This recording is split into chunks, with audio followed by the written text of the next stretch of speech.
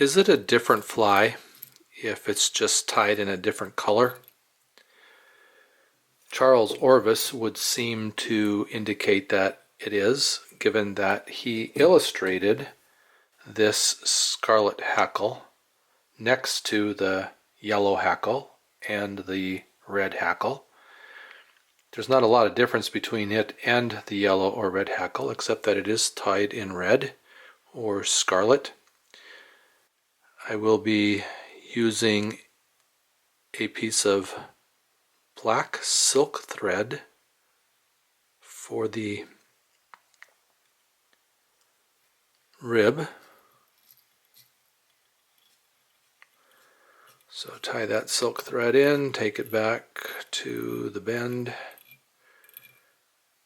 and then for the body I'm going to be using a single strand of dirty bug yarn. I'm using dirty bug yarn because I think it's the closest to red wool that I have. It's not wool, but it kind of acts like wool. So I'm using dirty bug yarn for the body. And the reason I want a kind of wool look is because the recipe, and the only recipe that I have found in Mary Marbury's book, Favorite Flies and Their Histories, is for the red hackle, which is red wool with silk as a rib. For the front hackle, I'll be using some red dyed hen feathers that I got at a craft store. The body is fairly slender, so just a single strand of this 2-ply dirty bug yarn for the body. I am tying this on a number 14 wet hook, but it could just as well be tied on a dry hook. The instructions are non-existent. That is not in Mary's book. There are no recipes, just some histories, and about the red hackle all she says is that the hackles are named for the color they're tied in, or the collar, hackle, whatever the hackle fibers come from. So I am going to counter wrap the rib, but before I wrap up over the body, I'm going to just put a few wraps back behind the body because it does look like there might be a tag in the illustration, and then counter wrapping it.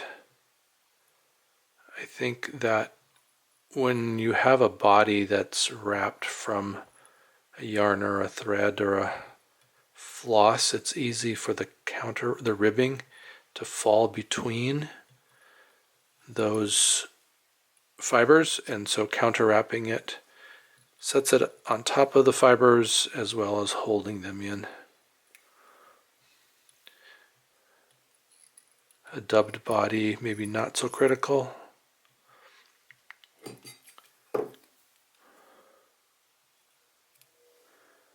Then for the front hackle, I've taken this red feather, and it's a fairly heavy hackle, so probably more than a soft hackle would be, and I think maybe a little bit heavier than I want it right now. So I'm going to pull off a few more fibers from the bottom of the feather.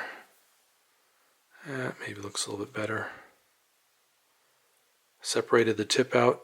If I spin my thread counterclockwise, then it lays back for the wrap in and grabs that easier. I'll pull that tip up and wrap over it as well, and then I can separate the tip out and clip it off.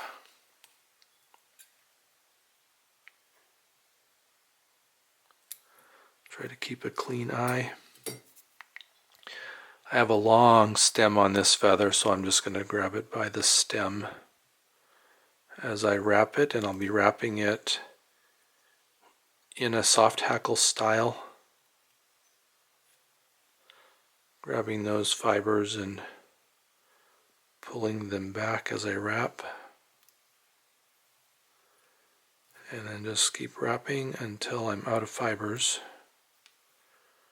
How many fibers I have left, on that stem will determine how thick that hackle is. And the illustration seems to have a fairly thick hackle on this. I think it was probably fished as a dry fly.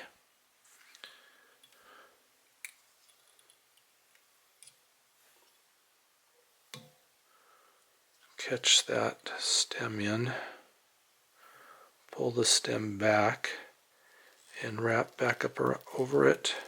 I don't want the fibers to lay back too much, but I do want to catch in that stem and wrap ahead. So then sometimes I can just snap that out. It worked.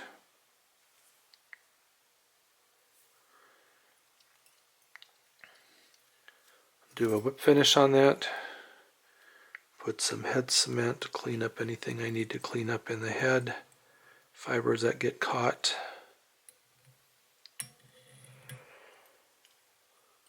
So this is an attempt to imitate the illustration by Charles Orvis in Mary Orvis Marbury's book, Favorite Flies and Their Histories, published in 1892. I don't have the book, I have a PDF of it.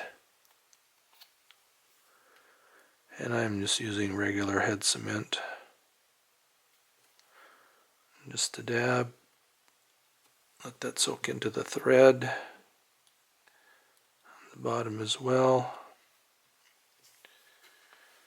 And I'll come back when the head is dry and make sure that I have a clean eye.